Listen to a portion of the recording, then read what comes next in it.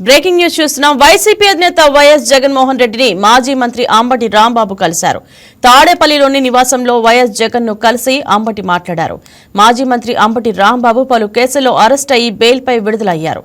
ఈ నేపథ్యంలో మాజీ మంత్రి అంబటి రాంబాబు తనపై టీడీపీ ప్రభుత్వం పెట్టిన కేసులు, తన ఇంటిని ధ్వంసం చేసిన తీరు, హత్యాయత్నం, పోలీసుల వైఖరి వంటి అంశాలను వైఎస్ జగన్ కు వివరించారు. ఈ క్రమంలో తప్పుడు కేసులపై ఆందోళన చెందాల్సిన అవసరం లేదని, చట్టపరంగా ఎదుర్కొందామని వైఎస్ జగన్ భరోసా ఇచ్చారు. ప్రజల తరపున చేస్తున్న పోరాటంలో ఎదురయ్యే ఆటంకాలు, వేధింపులు ధీటుగా ఎదుర్కొని ప్రజలకు అండగా నిలుద్దామని, పార్టీ నాయకులు, కేడర్ ఆందోళన చెందాల్సిన అవసరం లేదన్న వైఎస్ జగన్ హామీ ఇచ్చారు. ఈ భేటీలో అంబటితో పాటు ఎంపీ పిల్లి సుభాష్ చంద్రబోస్, మాజీ ఎంపీ నందిగం సురేష్, మాజీ ఎమ్మెల్యే మల్లాది విష్ణు, ఎన్టీఆర్ జిల్లా వైఎస్ఆర్సీపీ అధ్యక్షుడు దేవినేని అవినాష్ ఉన్నారు.